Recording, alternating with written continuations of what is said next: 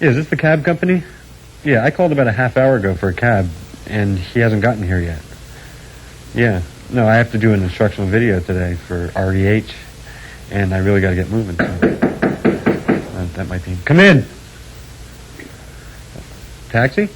Oh, this is going to work out great. I got one downstairs. Great. You want to help me get some of Sure. my things? The guitar, Yeah, that's... Woodstock, Marshall, the village. You know how long it's been since I had a guitar in my hand? No, how long has it been? Geez, I thought you might know. I have no idea. Wait a minute. Howe, We gotta get...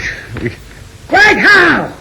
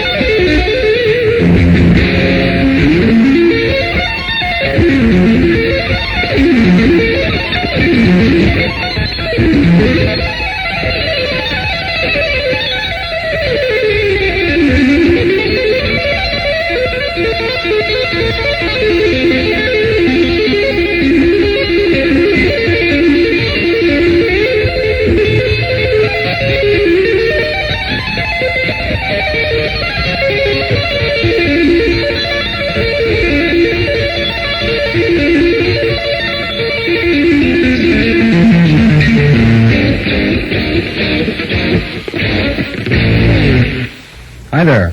This is Greg Howe. Glad you can make it. Hopefully in the next hour or so we can talk about some of the ideas and some of the techniques that I use as part of my playing. Do a lot of neat two-handed things and some warm-up exercises that might also help your alternate picking a little bit. Arpeggios, just a whole bunch of stuff. It'll be a lot of fun. But before we do any of that, we should probably tune together. So here's a high E, B, G,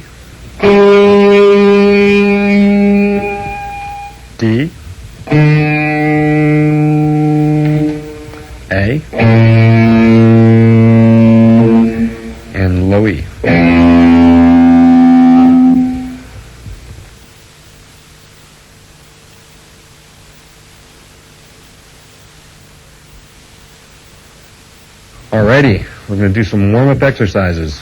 A lot of you probably just want to jump right in and do all the flashy stuff, but it's a good idea to probably warm up first. The guitar is an instrument that you express yourself emotionally with, but aside from that, it's also can be a pretty physically demanding activity. So you want to warm up. This first exercise that we're going to do, or warm up, is an exercise that I do. It takes place only on the high E string and the B string. Aside from being a good exercise for different finger shapes and that kind of thing, it's a real good alternate picking exercise too.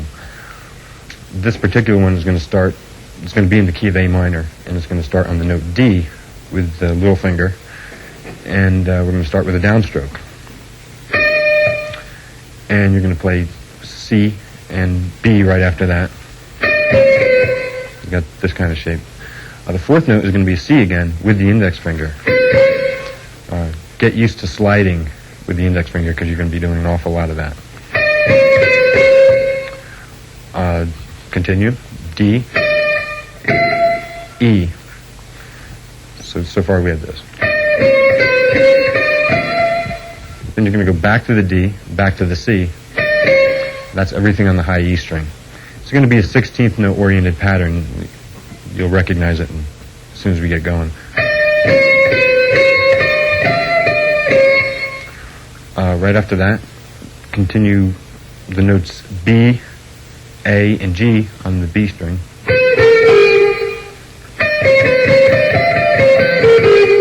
Then slide up to the A again on the B string with the index finger.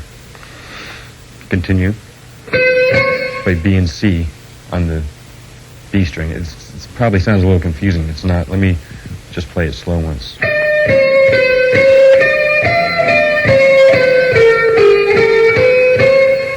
Right after that, I'm going to end the whole 16th note phrase with D and E again on the high E string. So you can hear it's a one measure lick with 16th notes, and it's.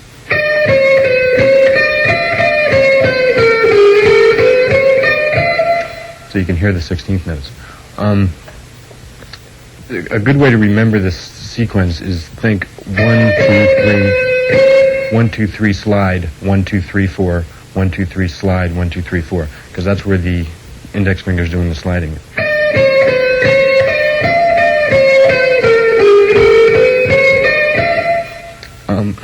We're just going to continue. It'll be the same thing. Keep it in A minor, and you'll start on F this time. It's going to be the same sequence, but it'll be a harmony to that.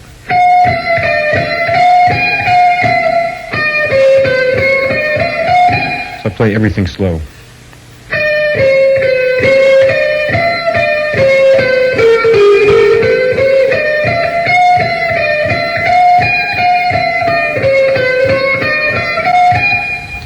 Take it up one more. We'll start on note A this time. Same sequence.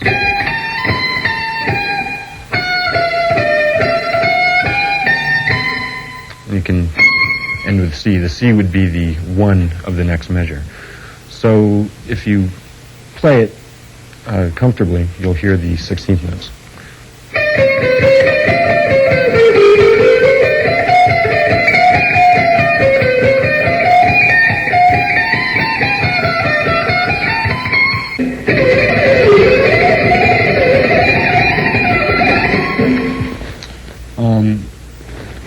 You take the descending version of that.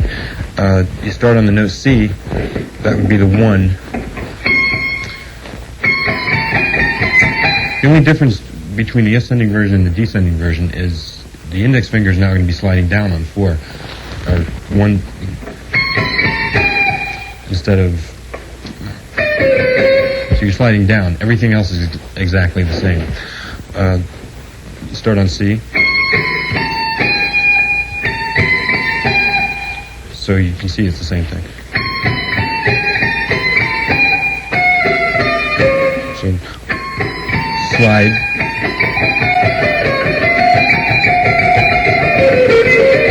It's the exact same thing backwards. Just remember the slides are in the same place, but they're going down now instead of up. So So I'll just run through the whole descending scale or exercise slowly.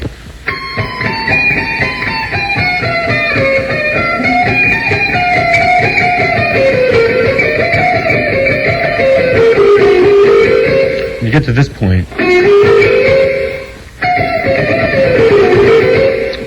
to turn it around so that you can continue going up and down, without stopping, think of one slide down, one slide up.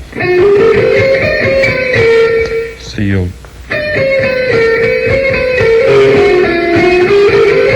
Let me just run through that real slow so you can see what I'm doing. Starting on the D that we originally started on.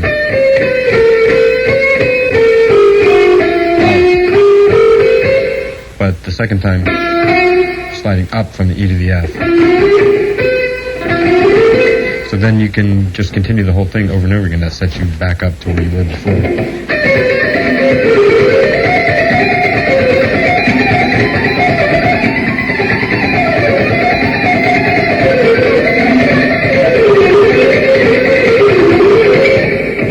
And just continue up and down.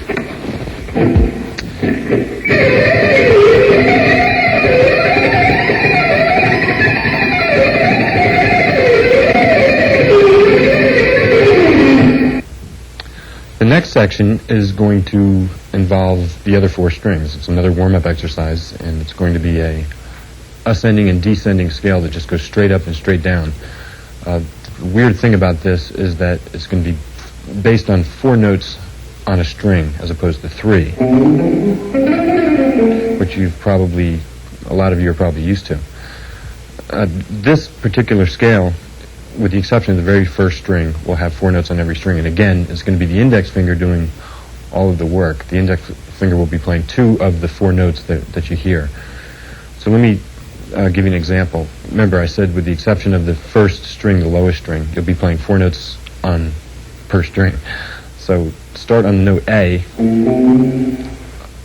Because of the way we're going to descend, I'm starting with an upstroke. So if you want to do it the way I'm doing it, start with an upstroke. You'll play down on the note D on the A string, and then the index finger will go up to E and play 2 notes on the A string. And you play F and G as you normally would, so you can see. Just continue. Play down on the note A on the D string, and again the index finger will slide up to B, and that will be an upstroke. Continue. C and D. One more string. At the note E on the G string, and the index finger will slide up again, getting the note F. So the index finger is getting 2 notes on every string, and then end with G and A. So the whole scale slow.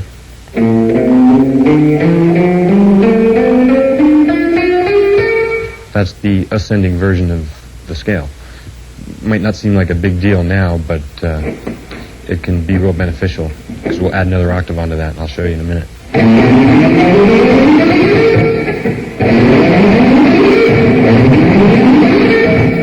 That kind of thing is easier for me. I'm always going to the adjacent string with the same stroke, and for me it's just a lot easier. So there I played a 2-octave scale and haven't even gotten to the B string or the E string yet.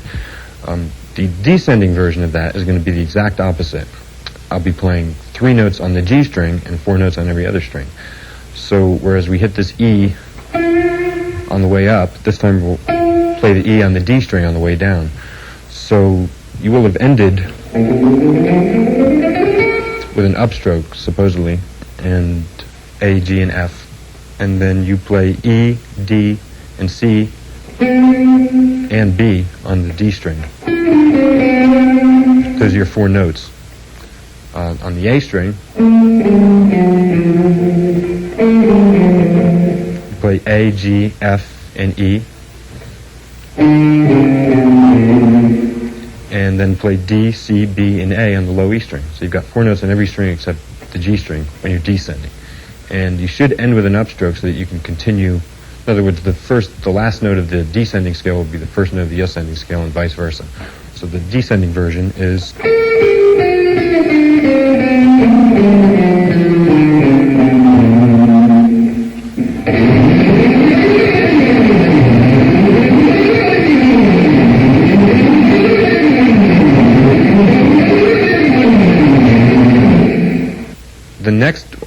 sixteenth exercise is pretty much the same thing, but we're going to tack on the third octave.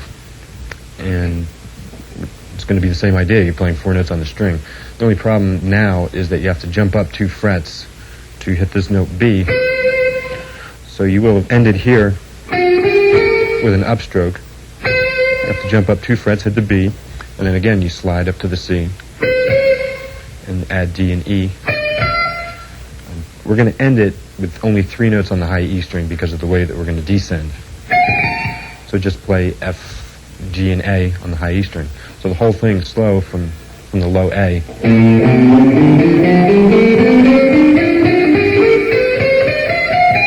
And there's your jump. So just work on that, and you can play a 3-octave scale, playing 4 notes on the per string.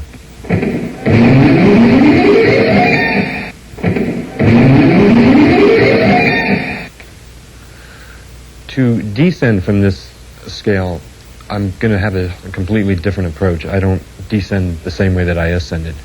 I'm going to have 4 notes on the high E string. What this will do is, I ended the last note, the high A, with a downstroke. So I'm going to play 4 notes descending on the high E string. This way I'll end with an upstroke. I can hit the B string with a downstroke. So I'll be playing 4 notes on the high E string and 4 notes on the B string. Now here's the weird part. I'm only going to play 2 notes on the G string, G and F. And the rest is going to be 4 notes. So you're playing 4 notes on every string descending except the G string. You're only playing 2. And what this allows me to do is always be going to the adjacent string with a downstroke. So let me just go through it slow once.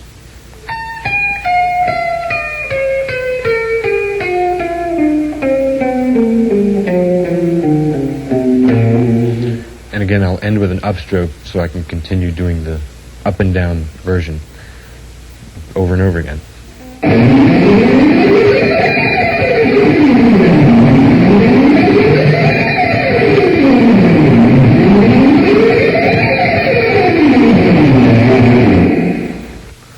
Here's another approach to 3-octave scales that might make it a little bit easier for you mentally to think about. By keeping the same shape for each scale, it might make it easier for you to see the scale and make it easier for you to play the scale. I'm going to stay in A minor, only this time I'm going to start on the note B, and I'll play 4 notes on the first string that I'm starting on, which is the low E. Play B, C, D, and E. And I'll play 3 notes on the next string, F, G, and A. And that gives us a 1-octave scale. If you look at that shape, the index finger is playing B and C.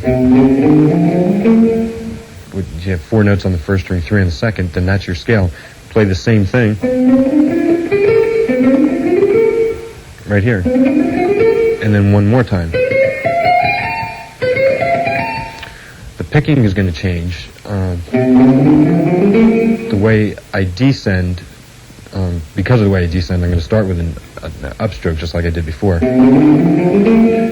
And if that's the case, then the next time I get to the first note of the same shape, octave higher, I'll have to start with a downstroke. Up, down, and then up again for the third octave.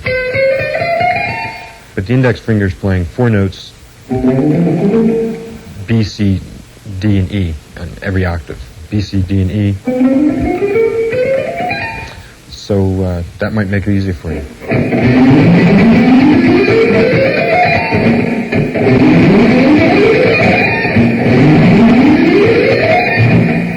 To descend, I don't use the 3 identical scale idea. I do it differently because I always like to make sure I hit an adjacent string with a downstroke, especially when I'm descending. It's just easier for me.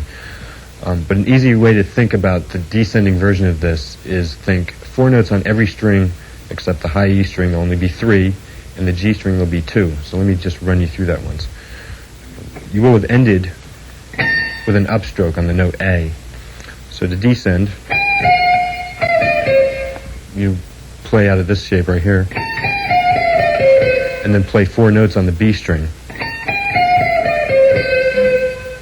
So you've only got 3 on the high E string, A, G, and F, and then 4 on the B string, E, D, C, and B. Then only 2 notes on the G string, A and G, and 4 notes on every other string.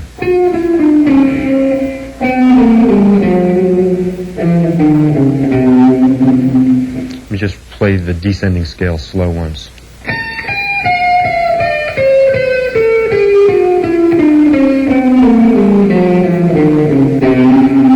I'm always going to the next string with a downstroke.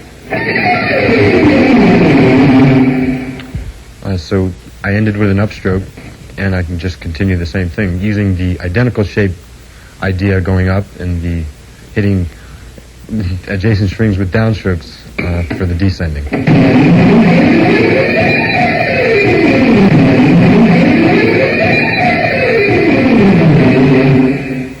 Using that same idea for a harmonic minor scale can be real useful. Again, stay in A minor. We'll start on the G sharp, or the 7, and we play 4 notes, G sharp, A, B, and C, and then D, E, and F, and just do the same thing in octaves, again.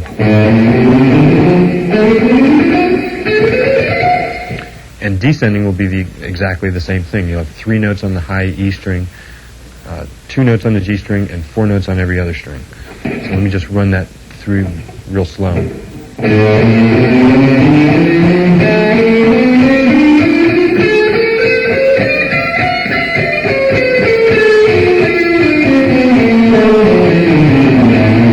Descending has a couple of weird shapes, and let me just run through it real quick. Excuse me, I'm terribly sorry. I know you're busy and everything. I was just walking by the hallway and I heard the way you were going so fast on it. That's truly amazing. Well, listen, I know you're busy. Why not? I'll talk to you just a little bit. Thanks. Alrighty. You start with, you're going to start on the Just one note. more thing, sir. Does that come in that color, or I'm in the middle of a video right now. I'm doing You're an right. When instructional you're right, video. you're right. I'll listen. I'll talk to you later. Okay. I'm starting on the note F, and basically I'm going to pull off to E, and then Keep it up. It's fantastic. you'll have 3 notes on the high E string, like I said. You'll have F, E, and D, and you should have ended with an upstroke with the ascending scale, so the D will be an upstroke on the way down. You have 4 notes on the B string, C, B, A, and G sharp. You'll have 2 notes, again, on the G string, F and E. D, C, and B, and A on the D string.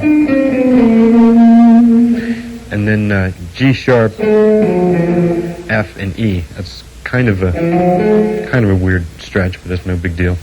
All the way down to the D. So you're going to have 4 notes, and then 4 notes on the low E string. C, B, A, and G sharp. So descending.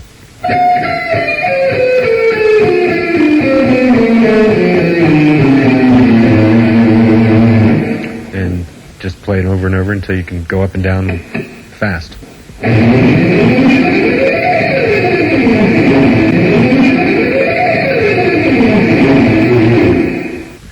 Another real good warm-up is an exercise I use. It's ascending and descending 4 notes at a time on one string. And it's a real good control exercise for coordinating the left and right hand together. Keep this in A minor too. Start on the note A with a downstroke, and the index finger, you get used to the index finger sliding around. The index finger will slide up to B with an upstroke, and then you just tack on the C and the D. And then you just do that same thing over and over again, staying diatonically in A minor. 1, 2, 3.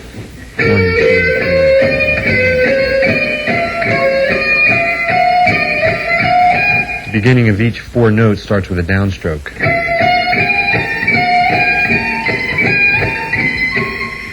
And to descend, use the last note of the ascending scale as the first note of the descending scale. So you should have ended with an upstroke. That'll be the first note of the descending scale. and now the index finger is sliding, but it's playing the third and fourth note.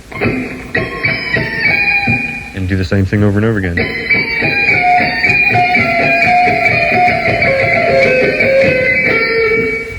That's the toughest part. If you want to continue going up and down, you'll have to slide twice down to the A, because you're descending and ascending real quickly at the same time.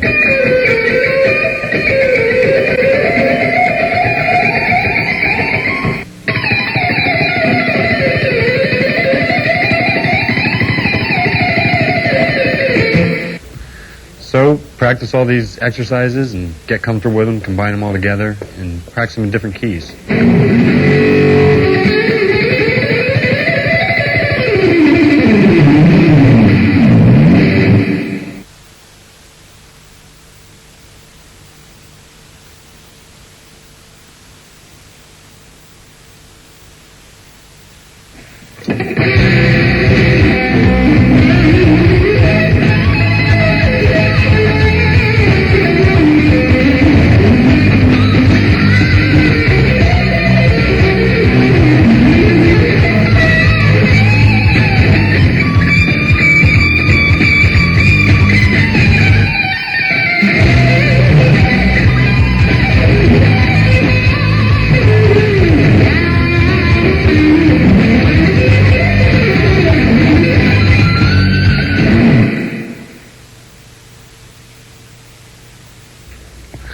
I'd like to show you some of my favorite licks, some of the licks that I use all the time. And a lot of these won't necessarily be picking every note, so it'll be a little bit something different. One of the licks I use all the time is a lick that ascends and descends 4 notes, but I don't pick every note. I hammer on and then pick the high note. Do this one in A minor. I'll start on the note C and hammer onto the D and hammer onto the E on the B string. I sort of have the 13th fret barred. I'm hitting up on the F. And then I'm picking all the notes coming back down. And what that allows me to do is get a lot more speed that way.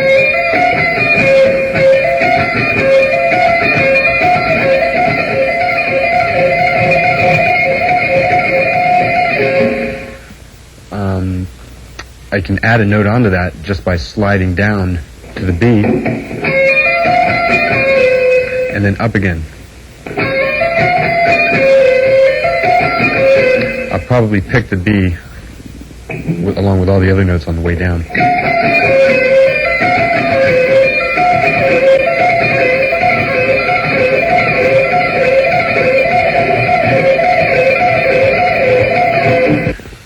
You can do a lot of things with barring. I do a lot of things like that, where I'm barring the high E string and the B string. I do a lot of blues licks that way. Here's another easy kind of lick that sounds kind of cool. I'll do this example in E. This will be like an E blues lick. All you're doing is hitting up on the high E string and down on the B string on the note D and pulling that off to a B, kind of a pentatonic thing. And then you're hitting the note A on the G string. And then you're going back up again. The way I'm picking it is up on the E string and down on the other two. But when I ascend, I'm hitting up on the B string. Let me just play it for you slow and I'll speed it up.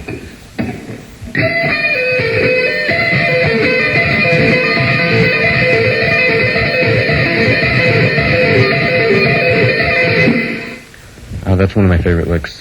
One of the cool things you can do with that is add, instead of playing the A, play the flat 5, which in this case would be B flat. By doing that, you just, instead of hitting this note A, kind of stretch that finger up and hit the B flat. Gives a real bluesy sound if you play it fast.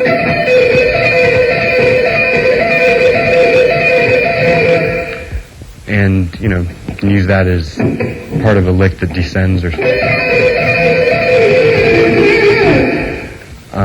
The cool thing about barring licks is just by pivoting the third finger,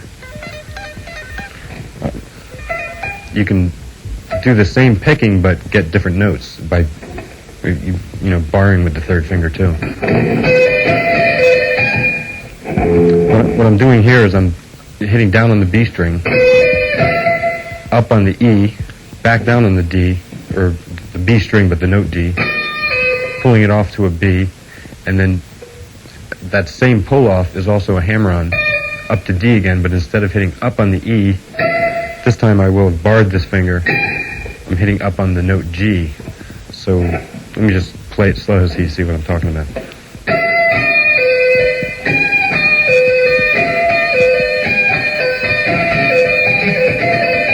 That's another lick I use a lot.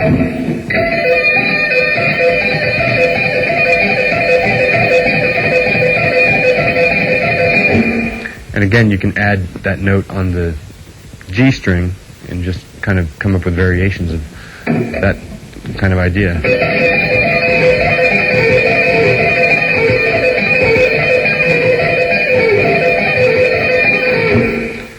And that's one of my favorite licks. Another barring lick is that I use for kind of a bluesy thing we'll use this example in E too. Slide down to the 10th fret, bar these two notes, and hammer on from the A to the B on the B string, and then bar the third finger so you're hitting up on the note E. And then pull that off. So you have to, hit down again on the B, pull it off. The thing you can add to that to make it sound real bluesy is the flat 5. It sounds kind of weird, slow, but it sounds cool when you play it fast. Pull the flat 5 off to the A again, so you're pulling B flat off to A, and just play that sequence.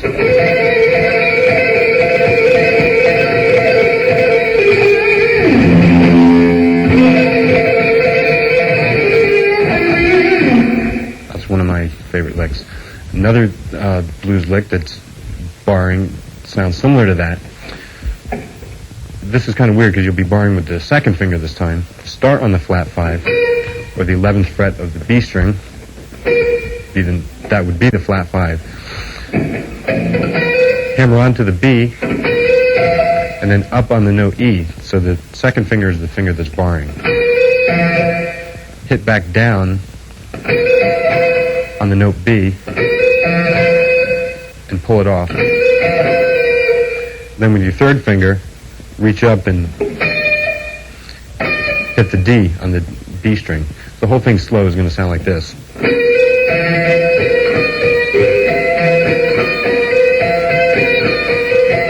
Sounds kind of weird slow again, but if you play it fast, it sounds kind of nasty.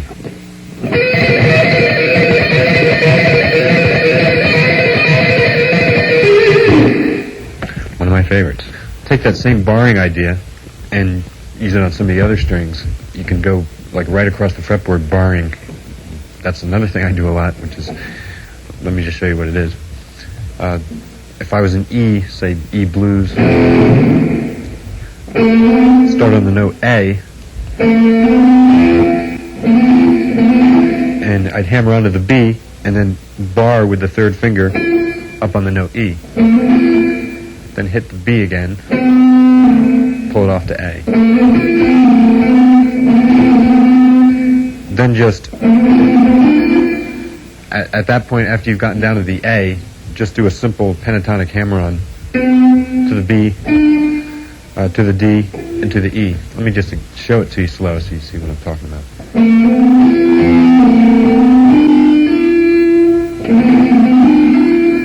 At that point, you're going to bar again and do the same sequence but on the next two sets of strings. So what you have is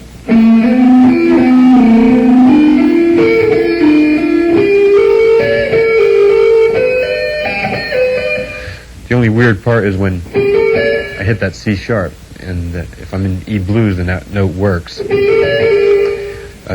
Technically, if we were doing the exact pattern all the way up, keeping it pentatonic, I should have hit the D, but I'm not going to do that because I want to keep it easy for me. And the last shape would be minor third distance, or 3 frets. So the whole thing would sound like this. Down to the A, because you're descending and ascending real quickly at the same time.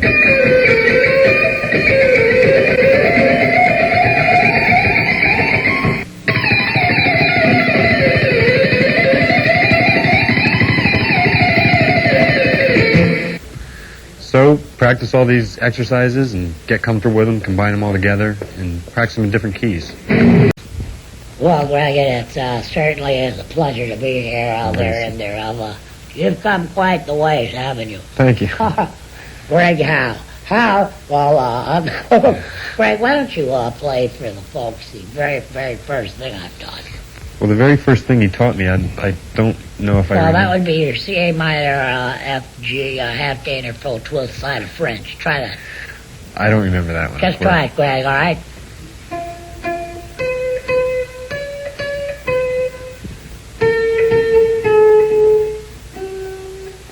That last note. Try that, Liz.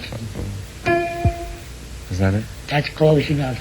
Boy, has he come. Greg, hold the best.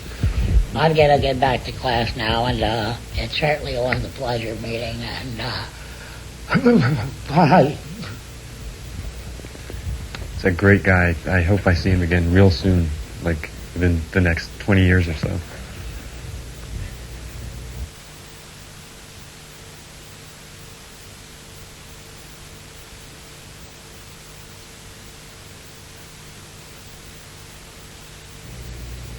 Well, time to have some fun. Get to use both hands on the fretboard. I do a lot of two-handed things, and I try to make sure that when I do them, they almost don't sound like two-handed licks. They sound more like runs or extremely fast legato lines. It would be hard to do with just one hand. One of the licks I use a lot, and again, I'll keep this in A minor so we can be easier to talk about. It's a triplet pattern I usually use it in a descending form, but let's go up to the Dorian position here in A minor.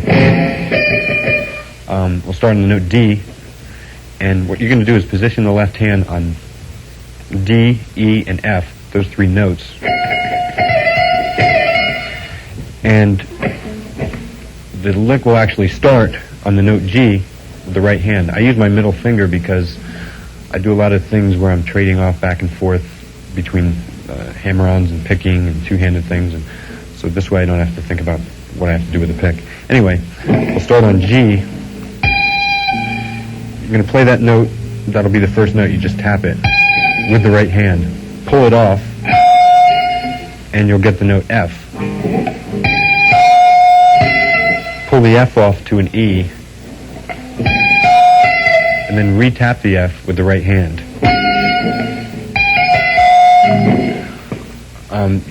It's going to be a triplet feel. You'll start hearing it.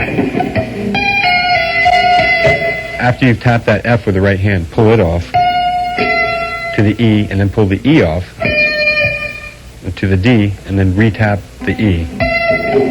So far we have this. Right after that, to keep the triplets going, you're going to have to hammer on to the note C with the left hand. And then you're going to tap the note D with the right hand. So we had D on the E string the first time. This time we'll have it on the B string. After you've gotten to that point, you're pretty much back to where you were when we first started. You just do the same sequence.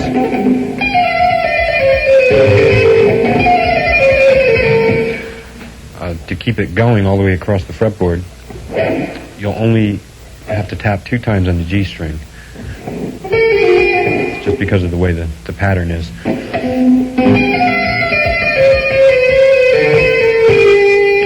After you've gotten down to the B on the B string, and you've pulled it off to the A, the left hand by itself will tap the G note on the G string. The right hand will tap the note A on the G string.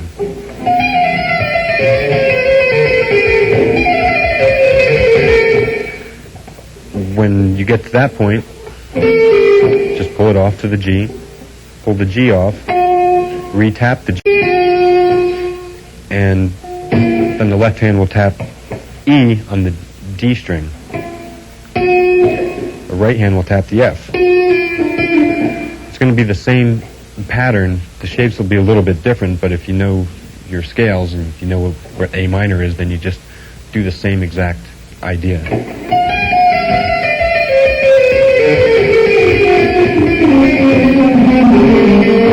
You take it down as far as you want. You can, until you run out of strings or until your hands collide with each other, which might create even a cooler effect. Another variation of that is a blues idea or a pentatonic idea. Keep it in A, jump down here. It's going to be the same idea, but you won't be tapping as many times on one string. I'll start here on the note D on the high E string.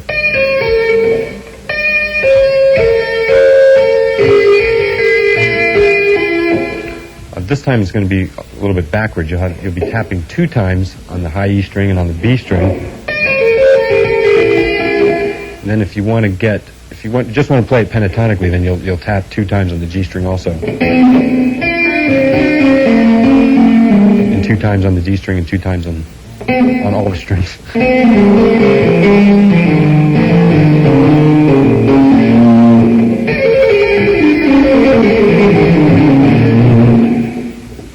If you want to get the flat 5 in there and make it sound really bluesy, then you'll tap 3 times on the G string.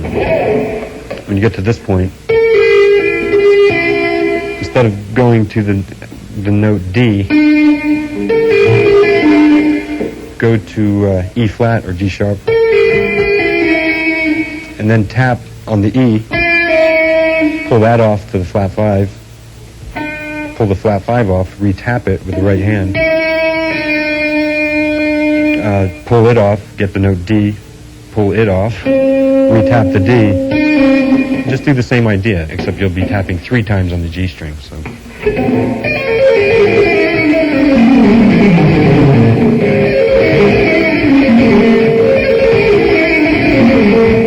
I use that a lot.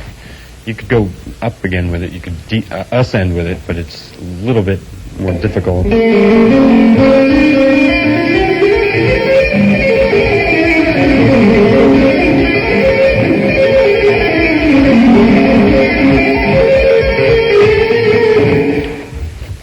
That a lot. It's one of my favorite licks, and another good two-handed lick that doesn't sound like a two-handed lick, or it doesn't sound like an arpeggiated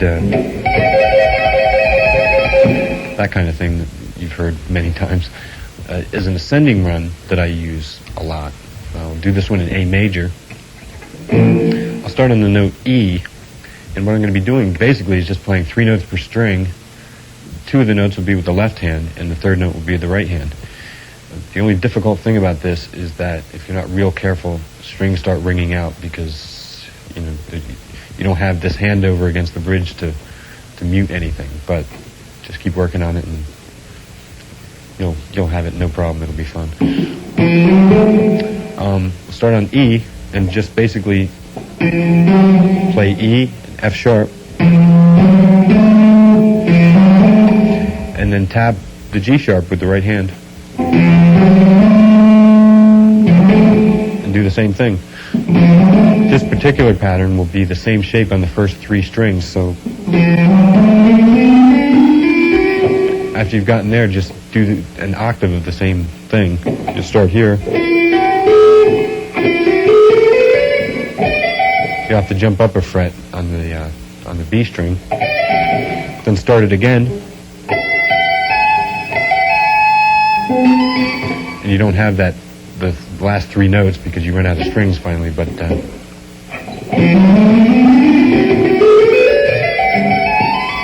get a lot of speed with that, probably faster than anyone's left hand if you work on it.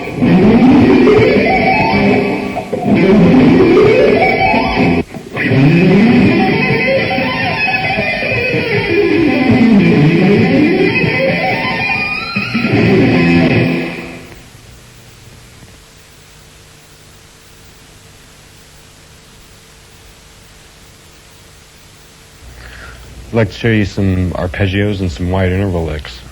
Recently, arpeggios seem to have become pretty popular amongst rock guitar players, and they're very useful. There's a couple real advantages to arpeggios. Number one, they sound real impressive because they can cover a lot of ground quickly, and more importantly, they look impressive because they can cover a lot of ground quickly. Seriously, they can sometimes help expand the sound of a chord. For instance, if you played an E minor arpeggio over a C major chord, it could help bring out the major seventh tonality of the chord or something like that. That kind of thing, they help widen the sound of whatever it is you're playing over. Some of the techniques involved in arpeggios are sweep picking. If any of you are familiar with that, then maybe this won't be that helpful to you, but if you're not familiar with it, I have a couple of exercises for sweep picking. I don't sweep pick as much as a lot of people think I do, but I do sweep a little bit, and I'll show you one of the exercises right now. This will be a C major triad, and it's going to involve two different positions.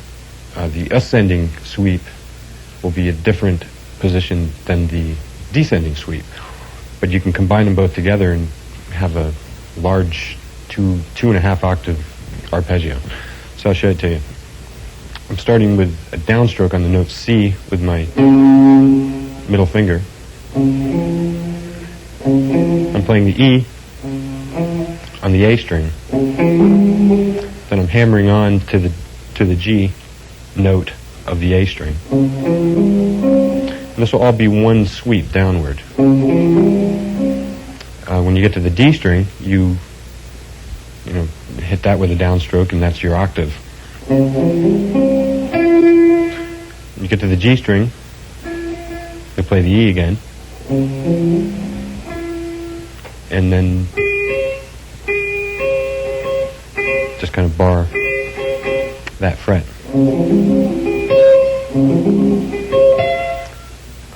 To come back down, what I'm going to do is you hit that high E.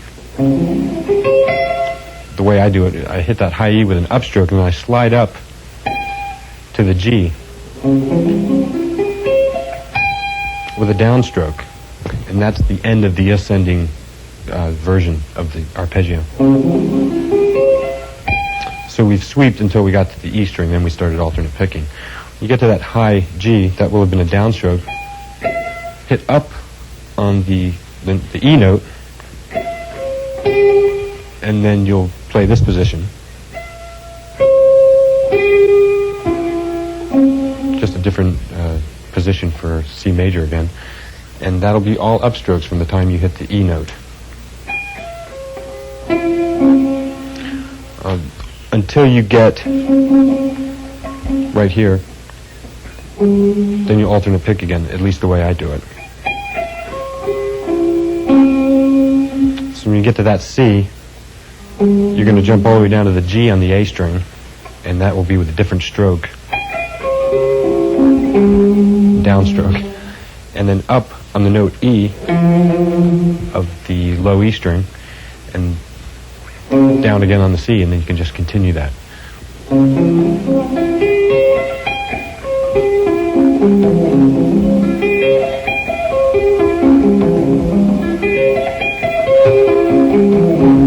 Build it up until it gets faster and you're comfortable with it.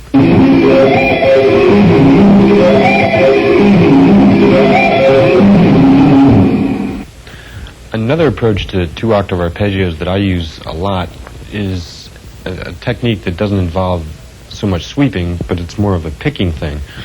And it's, for me, a lot more comfortable. And you can play just as fast, and in some ways it sounds a little bit smoother. I'll give you an example. Start on the A string. We'll do it in C again. Play the note C on the A string. Then hammer on to the third. And then bar with your middle finger the D string and the G string.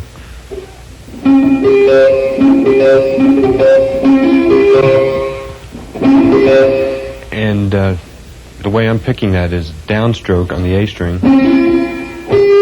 downstroke on the D string, and an upstroke on the G string. And you're going to jump up 2 frets, or to the fret where your middle finger was, but with your index finger, and bar the B string and the E string. Hammer on from here, from the E to the G, and then bar up to the C. The advantage to this is that you can play a very fast 1 octave arpeggio in the high position.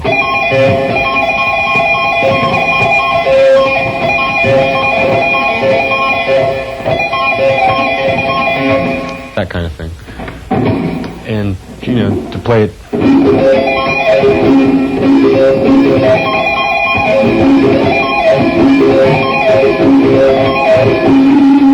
that kind of arpeggio works nice for me.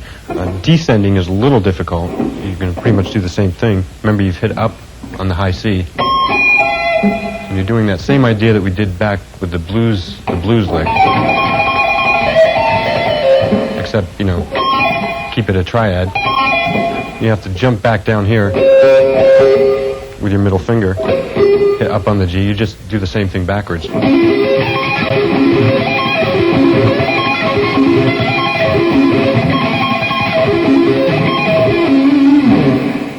The minor version to that is almost identical fingering-wise and picking-wise. All you have to do is make a couple of minor adjustments. Instead of hammering on a major third, hammer on a minor third, and you'll still have the same thing there with the middle finger. This time, instead of jumping up to this fret, jump up a half step down from that, but you'll be hammering on to the same place that you were hammering. So you're just taking the third and making it minor. And this is a little bit easier, actually.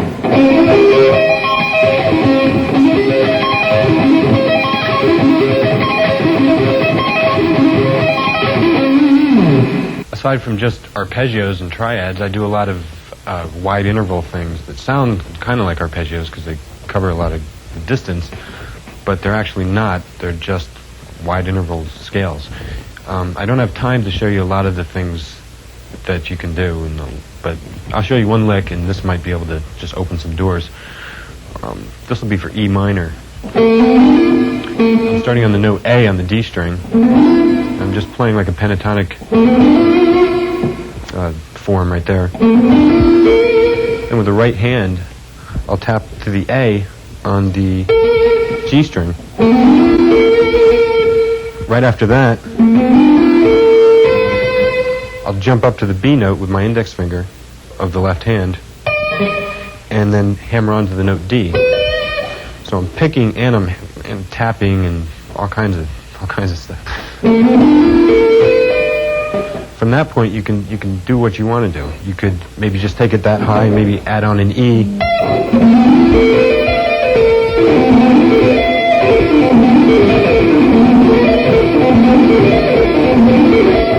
Or you could add on a higher note.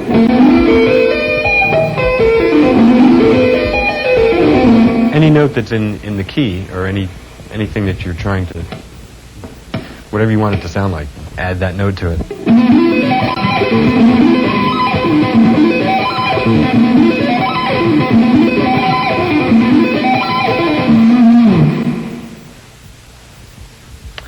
Well, certainly has been a lot of fun. I wish we had some more time to kick it around some more, but we don't. So long, and see you next time.